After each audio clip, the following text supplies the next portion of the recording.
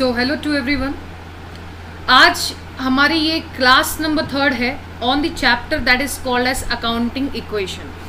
Class number 3 है, ठीक है। यानी कि इसका मतलब हमने 2 क्लासेस ऑलरेडी कवर कर लिया है। मैं आपका ज़्यादा समय नहीं बट एक इन्फॉर्मेशन में प्रोवाइड कर दूँ। वीडियो नंबर 1 एंड सेकेंड में हमने डिस्कस किए हैं बेसिक अकाउंटिंग टर्म्स, ठीक है। थर्ड वीडियो में हमने डिस्कस किए हैं generally accepted accounting principles. Fourth video में, फिफ्थ वीडियो में, sixth video and seventh video में हमने टारगेट बनाया था to cover the accounting equation.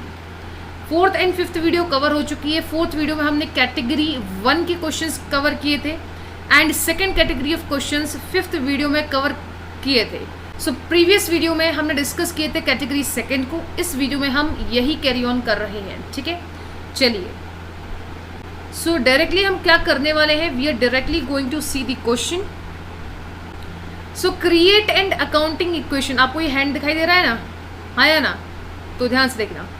Create an accounting equation on the basis of following transaction and show the resulting balance sheet. So balance sheet दिखानी है and आपको क्या करना है, एक अकाउंटिंग इक्वेशन क्रिएट करनी है। अब मैंने किया क्या है कि भाई ये ट्रांजैक्शन सारे दिए हुए हैं, 10 ट्रांजैक्शंस दिए हुए हैं। सो मैंने ये आप लोगों के लिए पहले से बना रखा है, ठीक है। पहले से इसलिए बना रखा है ताकि हमारा ज़्यादा टाइम वेस्ट नहीं हो, बिकॉज हमें कॉन्सेप्ट यहाँ पर क्लियर करना है, ठीक है। सो पहला ट्रांजैक्शन है, Manu started business with cash 5 lakh. भैया बिजनेस स्टार्ट किया, बिजनेस स्टार्ट किया इसका मतलब क्या है, कैश आया होगा यानी कि कैश इंक्रीज होगा एंड आपकी लायबिलिटी इंक्रीज हो जाएगी, ये सुनो, ठीक है। So first transaction started business with cash. देखो ट्रांजैक्शंस को स्टार्ट करने से पहले आपको पता है यहाँ सीरियल नंबर लिखा जाता है, ये पर्टिकुलर्स लिखा जाता है, ये असेट्स, ये लायबिलिटीज प्लस कैपिटल लिखा जाता है, ठीक है।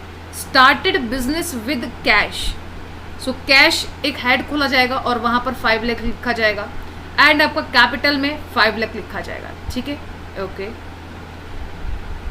सो इस तरीके से आपका ट्रांजैक्शन 1 हो जाएगा ख़त्म। एंड फिर हम आएंगे सेकेंड ट्रांजैक्शन पे। Purchase a building from Sohan paid by raising a loan from SBI 10 lakh. यानी कि आपने बिल्डिंग परचेज करी 10 लाख रुपीज़ की। हाँ जी, बिल्डिंग आपने परचेज करी 10 लाख रुपीज़ की, ठीक है। आपने बिल्डिंग तो ले लिया लेकिन साथ में आपने क्या करा, उसकी पेमेंट के लिए आपने क्या किया, लोन रेज कर लिया SBI से। तो हुआ क्या, आप सेकेंड ट्रांजैक्शन को लिखने वाले हैं। आपने बिल्डिंग परचेज किया यानी कि एक असेट परचेज किया। सो हम बिल्डिंग जो है, हाँ जी, बिल्डिंग एक हेड खोला जाएगा, यहाँ पर हम लिखेंगे 10 लाख, ठीक है। और आपने क्या किया, बिल्डिंग तो असेट्स तो आपके पास आ गया लेकिन आपने लोन रेज कर लिया यानी कि आपकी आउटसाइडर लाइबिलिटीज रेज हो गई। तो सो हमने यहाँ पर लोन का हेड खोला एंड 10 लाख लिख लिया।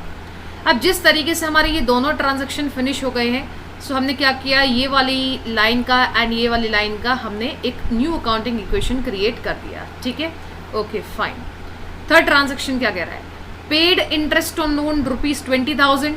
आपने इंटरेस्ट ऑन लोन दिया, इंटरेस्ट की स्पेलिंग गलत है, ठीक है। Paid interest on loan ₹20,000 and instalment of 2 lakh. इस ट्रांजैक्शन को थोड़ा ध्यान से पढ़िएगा। देखो भाई, अगर सेकेंड ट्रांजैक्शन की मैं बात करूँ तो हुआ क्या, हुआ ये कि आपने बिल्डिंग को परचेज कर लिया, ये सुनो, यानी कि आपके पास एक असेट बढ़ गया, साथ साथ में आपने करा क्या, आपका लोन बढ़ गया यानी कि लायबिलिटी बढ़ गई, ये सुनो, ठीक है। अब आपने क्या किया, आपने लोन लिया था तो इसके लिए इंटरेस्ट ऑन लोन आप पे कर रहे हैं 20,000 और 10 लाख रुपए का जो लोन लिया था इसमें से 2 लाख रुपए की इंस्टॉलमेंट वापस कर रहे हैं। इन सिंपल वर्ड्स, आपने 10 लाख रुपए का लोन लिया तो उसका पैसा 2 लाख रुपए आप वापस कर रहे हैं एंड जो आपकी इंटरेस्ट ऑन लोन बन रहा है 20,000 वो भी आप वापस कर रहे हैं, ठीक है। So paid interest on loan 20,000 and instalment of 2 lakh, ये हमने लिखा, ठीक है। अब आपने इंटरेस्ट ऑन लोन भी पे किया एंड आपने इंस्टॉलमेंट का अमाउंट भी पे किया यानी कि कैश तो आपके पास गया 20,000 for interest on loan and 2 lakh for instalment, यानी कि कुल मिला के 2,20,000 रुपये आपके चले गए। सो रुपये चले गए यानी कि कैश में से 2,20,000 माइनस कर देंगे आप, यस और नो। आपका क्या हुआ, 2 लाख रुपए का लोन पेड अप हो गया, सो आप लोन के हेड में से 2 लाख माइनस कर देंगे, ठीक है। ठीक है। अब बच्चा हमारा इंटरेस्ट ऑन लोन का एडजस्टमेंट। इंटरेस्ट ऑन लोन आपका खर्चा था, आपने पे किया, तो कैश में तो आप ऑलरेडी कम कर चुके हैं, और ये आपका खर्चा था, और खर्चा, एक्सपेंसेस, लॉसेस आपका क्या करता है, कैपिटल के अमाउंट को डिक्रीज करता है। अगर आपका मेरी वीडियो, अगर आपने लास्ट 2 प्रीवियस वीडियोस देखे तो आपको ये समझ में आया होगा। वहाँ मैंने डिस्कस किया था कि जो भी हमारे प्रॉफिट होते हैं, गेन होते हैं, वो कैपिटल को बढ़ाते हैं। जो भी हमारे लॉस होते हैं, जो भी हमारे एक्सपेंसेस होते हैं, वो कैपिटल के अमाउंट को डिक्रीज कर देते हैं। ठीक है, ओके।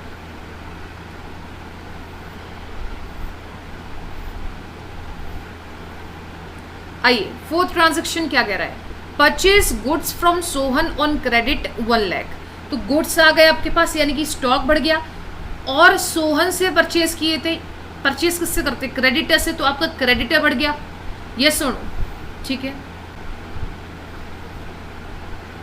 सो क्या किया हमने, ये ट्रांजैक्शन लिखा परचेज फ्रॉम सोहन, ठीक है। सो परचेज किया यानी कि स्टॉक बढ़ गया, तो हमने स्टॉक को बढ़ा दिया, एक हेड खोला स्टॉक, और स्टॉक को हमने बढ़ा दिया, ठीक है, ओके।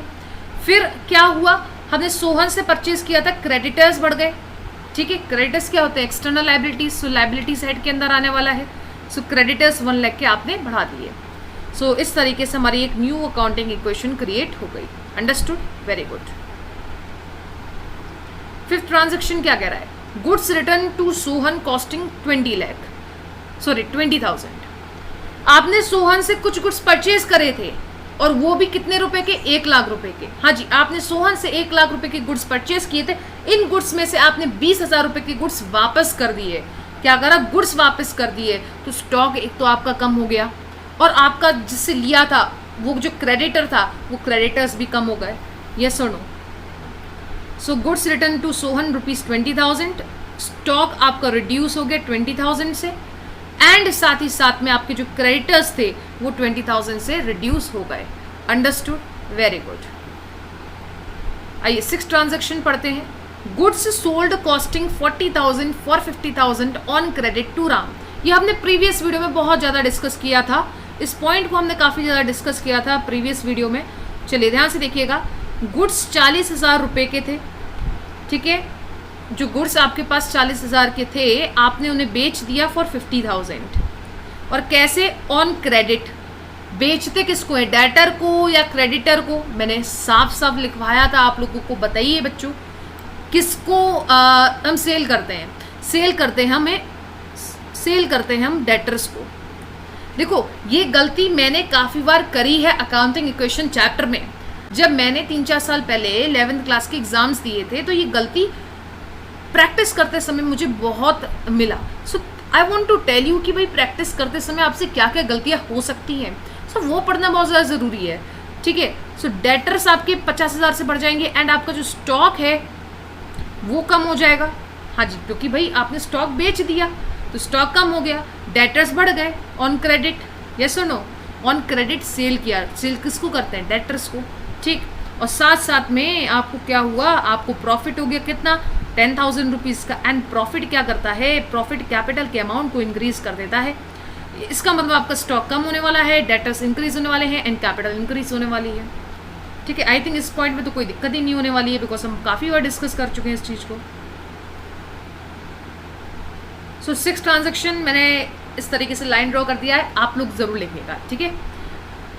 सो भाई आपने 40,000 रुपये के गुड्स बेचे तो 40,000 लेस हो गया। यस और no? From which category? Stock की कैटेगरी से, ठीक है। और आपने कितने में बेचे? 50,000 में। किसको बेचते हैं? डेटर्स को बेचते हैं। सो आपके डेटर्स 50,000 से बढ़ गए, ठीक है। एंड आपको 10,000 रुपये का प्रॉफिट हुआ था, प्रॉफिट कैपिटल को बढ़ा देता है, and in this way you will get a new accounting equation. Is it clear? ठीक है।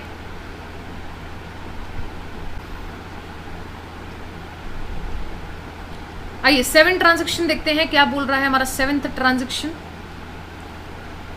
टुक goods of ₹10,000 from the business for personal use. ये आपका एक नया पॉइंट है जिसको डिस्कस करना बनता है, ठीक है। क्या हुआ?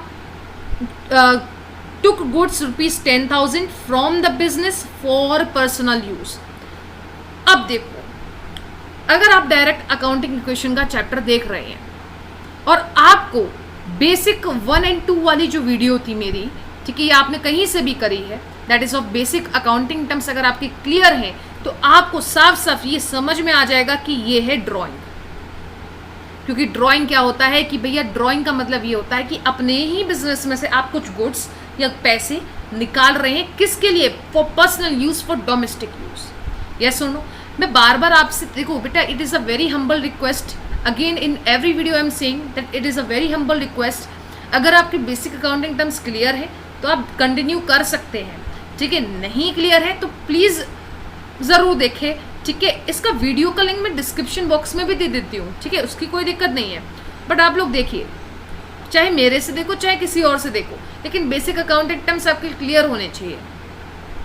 सो आपने 10,000 रुपये के गुड्स निकाल लिए, तो गुड्स निकाल लिए यानी कि स्टॉक कम हो गया। और ड्राइंग, हाँ जी, सबसे पहली बात आपको इतना तो क्लियर हुआ कि स्टॉक जो है वो आपका रिड्यूस हो गया। सो 7 ट्रांजेक्शन इस तरीके से कर दिया, ठीक है। आपका स्टॉक कम हो जाएगा 10,000 रुपीज़ से। हाँ जी, क्या कम हो जाएगा? जो ये स्टॉक का हेड है आपका, स्टॉक का हेड कम हो जाएगा 10,000 रुपीज़ से, ठीक है।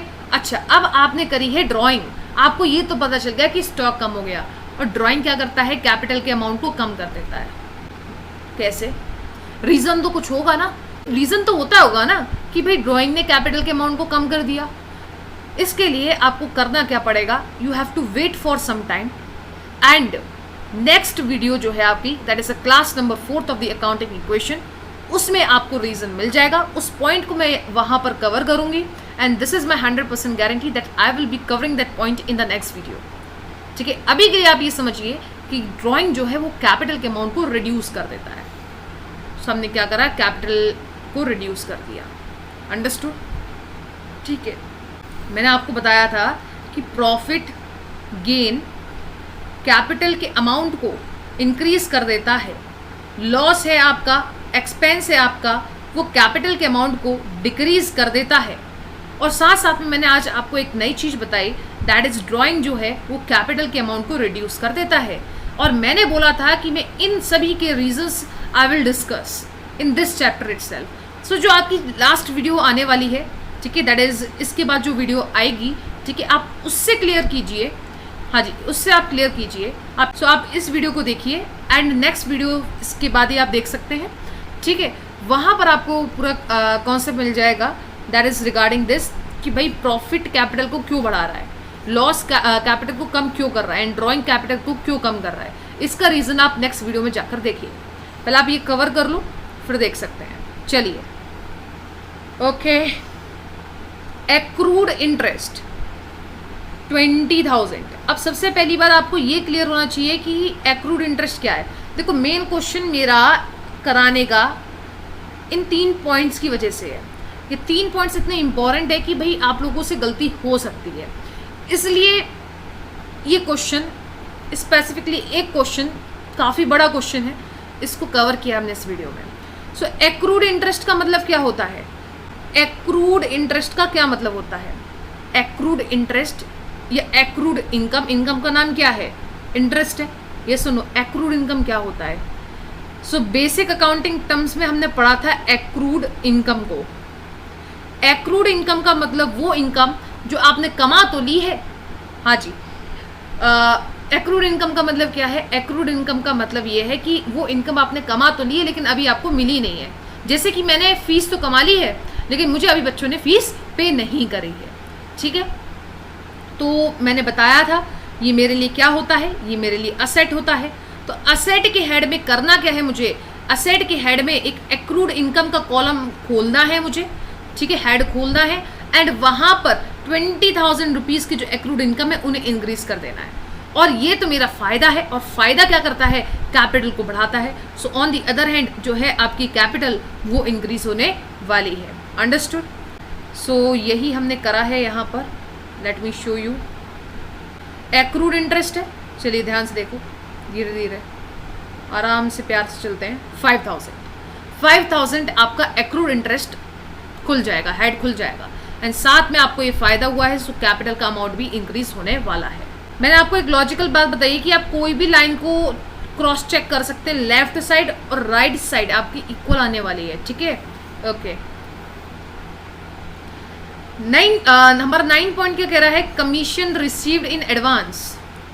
हाँ जी, क्या कह रहा है?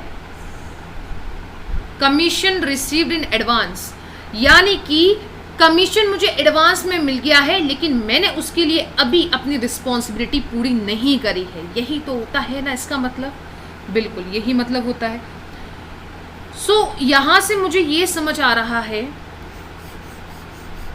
यहां से मुझे ये समझ आ रहा है कि कमीशन रिसीव्ड इन एडवांस, चलो मान के चलते कमीशन नहीं लिखा है, यहाँ पर फीस लिखा है।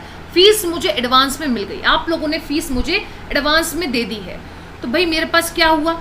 मेरे पास तो कैश आ गया, कैश मेरा इंक्रीज हो जाएगा, लेकिन मैंने उसके लिए अभी रिस्पॉन्सिबिलिटी पूरी नहीं करी है, मैंने आप लोगों को उसके लिए पढ़ाया नहीं है। ये मेरी लायबिलिटी है। लायबिलिटी में मेरा एक हेड खुलेगा, that is commission received in advance, और वहाँ पर ये लायबिलिटी का अमाउंट ऐड होने वाला है। अंडरस्टूड? ठीक है, आइए देख लेते हैं। कैश का अमाउंट आपका इंक्रीज हो जाएगा, एंड आपका ध्यान से देखिएगा commission received in advance 20,000 increase हो गया। अंडरस्टूड? ठीक है। लास्ट पॉइंट है कैश रिसीव्ड फ्रॉम राम। तो राम कौन था? क्या कोई था राम? देखो भाई ऊपर कुछ लिखा है कि कैश मिला राम से। हाँ जी, 6 पॉइंट देखिएगा, 6 पॉइंट ध्यान से देखो आप लोग, क्या लिखा है? Sold goods costing 40,000 for 50,000 on credit to Ram. तो हमने राम जो हमारा कस्टमर था उसको गुड्स बेचे थे ऑन क्रेडिट, तो अब वो क्या कर रहा है? हमें पैसा दे रहा है, यानी कि जो हमारा डेटर है वो हमें पैसा दे रहा है। तो डेटर पैसा दे रहा है तो क्या होगा? पैसा हमारे पास आया। हम अपने पॉइंट ऑफ व्यू से, अपने बिजनेस के पॉइंट ऑफ व्यू से ये क्वेश्चन सॉल्व कर रहे हैं। हमारे पास कैश आया, तो कैश को हम इंक्रीज कर देंगे।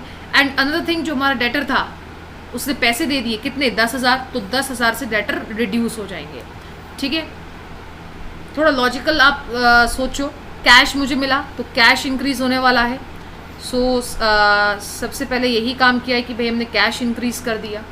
ठीक है, कैश हमें मिला किससे? राम से। राम कौन था? डेटर। तो अब वो 10,000 रुपये के लिए डेटर नहीं रहेगा। इस चीज़ को आप गौर से ध्यान से समझें। देखो भाई ये डेटर की लाइन चल रही है, ठीक है, और 10,000 हमने लेस कर दिया है। ये आपका लेस का साइन होता है, यस और नो? ठीक है। ये हमारी एक नई अकाउंटिंग इक्वेशन क्रिएट होगी, दैट इज दिस वन। हाँ जी, this is a new accounting equation created. Okay fine, ठीक है। आप एक काम कीजिए, इस क्वेश्चन को तसल्ली से, काफ़ी बड़ा क्वेश्चन था, आप तसल्ली से इसका स्क्रीनशॉट ले लीजिए। हाँ जी, स्क्रीनशॉट ले लो इस क्वेश्चन का। मुझे आप लोगों को कुछ बातें बतानी है। ठीक, देखो एक सिंपल सा फंडा है अकाउंटेंसी में अच्छा काम करने का।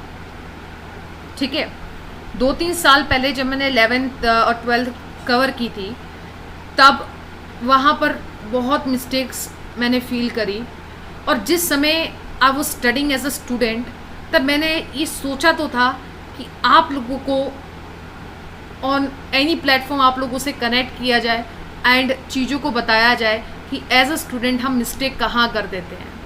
ठीक है, today I am teaching you all here. ठीक, ओके। हमारी जो मिस्टेक्स है वो इस पॉइंट्स पे हो जाती हैं, इस पॉइंट्स पे हमारी मिस्टेक्स हो जाती हैं। एक्रूड इनकम का अकाउंटिंग इक्वेशन में क्या ट्रीटमेंट किया जाए? एक्रूड इनकम का मतलब क्या है? मैंने फीस कमा तो ली है लेकिन मुझे मिली नहीं है। मैंने फीस कमा ली है तो एक्रूड इनकम मेरा असेट होता है, आप सभी को पता है। तो असेट्स में आप एक्रूड इनकम का हेड खोलेंगे एंड उसका अमाउंट लिख देंगे। और मेरे को वो फीस कमा तो ली है मैंने लेकिन मिली नहीं है, लेकिन फ़ायदा तो है ना, तो कैपिटल इंक्रीज हो जाएगी, बिकॉज प्रॉफिट क्या करता है? कैपिटल को इंक्रीज कर देता है। ठीक है, कमीशन रिसीव्ड इन एडवांस, आपने कमीशन की जगह, मान के चलिए कमीशन की जगह लिखा है फीस। ठीक है, फीस मुझे एडवांस में आप लोगों ने दे दी, तो कैश मेरे पास आ गया, तो असेट्स में हम कैश का अमाउंट इंक्रीज कर देंगे। और एडवांस में आपने मुझे दे दी, क्या मैंने आपको उस पैसों के लिए पढ़ाया? नहीं, अभी नहीं पढ़ाया ना, तो लायबिलिटी है मेरी। तो लायबिलिटीज के हेड के अंदर कमीशन रिसीव्ड इन एडवांस का हेड हम खोल देंगे। और ये दोनों हम पॉइंट्स डिस्कस कर चुके हैं। चलिए डिस्कस करते हैं हम about prepaid expenses. Prepaid expenses का मतलब क्या है, अपने पॉइंट ऑफ व्यू से बात करेंगे, यानी कि बिजनेस के पॉइंट ऑफ व्यू से हम बात कर रहे हैं। प्रीपेड एक्सपेंस यानी कि मैंने एक्सपेंस एडवांस में पे कर दिए, मतलब मैंने आगे महीने वाला रेंट अभी पे कर दिया, तो कैश तो मेरे तरफ से गया, तो असेट्स में कैश का हेड कम हो जाएगा। और प्रीपेड एक्सपेंस मेरे क्या होते हैं, असेट्स। तो असेट्स में मैं एक कॉलम खोलूंगी जिसका नाम होगा प्रीपेड एक्सपेंसेस, और उसमें वो अमाउंट लिख दिया जाएगा, ठीक है। नेक्स्ट है आपका आउटस्टैंडिंग एक्सपेंसेस। आउटस्टैंडिंग एक्सपेंस का मतलब क्या है, expenses due but not paid. इस साल मुझे रेंट पे करना था लेकिन मैंने पे नहीं करा, हाँ जी, इस साल मुझे रेंट पे करना था लेकिन मैंने पे नहीं करा, तो यानी कि मेरी लायबिलिटी है कि मैं पे करूं, तो लायबिलिटीज के हेड के अंदर आउटस्टैंडिंग एक्सपेंस का हेड आएगा, ठीक है, और वहां पर आप लिख देंगे आउटस्टैंडिंग एक्सपेंस को। तो ये तो मेरा आगे पैसा जाना है मेरे पॉकेट से, तो एक्सपेंस हो गया। सो कैपिटल की डिक्रीज हो जाएगी, बिकॉज एक्सपेंस क्या करता है, कैपिटल को डिक्रीज कर देता है, ठीक है, ओके। सो मेरे पास ये लॉजिक पेंडिंग है कि भैया प्रॉफिट गेन से कैपिटल क्यों बढ़ती है, यस सुनो, लॉस से या एक्सपेंस से कैपिटल कम क्यों होती है, या ड्राइंग से कैपिटल कम क्यों होती है, ये हम कल के लेक्चर में डिस्कस करने वाले हैं। That is the lecture number 7 and the class number 4 of the accounting equation. Understood, okay fine.